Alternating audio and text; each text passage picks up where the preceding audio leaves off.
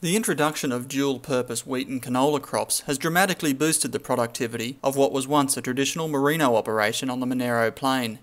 John Jeffries of Delegate Station at Delegate in New South Wales has diversified his farming system from a traditional cattle and merino business to a half-cropping and half-sheep meat system built around the added productivity provided by dual-purpose crops. We've made a conscious decision some years ago now to focus more on the meat side of the sheep enterprise.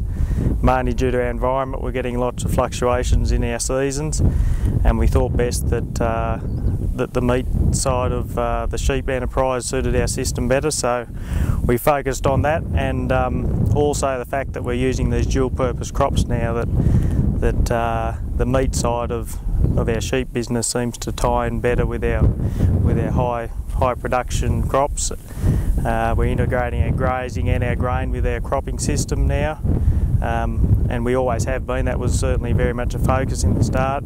The grazing was very important, and the grain was just possibly a bonus, whereas in recent years we're really starting to focus now on that grain side of things and trying to maximise our yield, and with the introduction of canola certainly helped that. A lot of this grazing country here, probably last 10 years, you know, maybe looking at a $200, $250 per hectare turnover. These dual purpose systems with the grazing and grain production, we have achieved up to $2,000 per hectare turnover.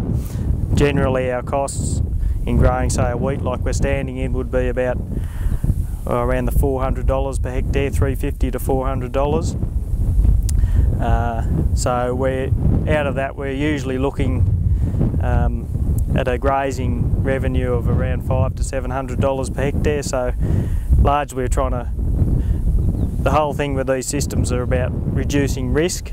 These dual purpose type systems are very geographic specific, so what may work here or what may work in this valley may not work in the next valley. So we've really had to do things sort of trial by error on our own sites, and trials like this with the GRDC have been very beneficial because we've been able to get information on sowing timings and flowering dates and things like that, which are sort of taken for granted in other areas.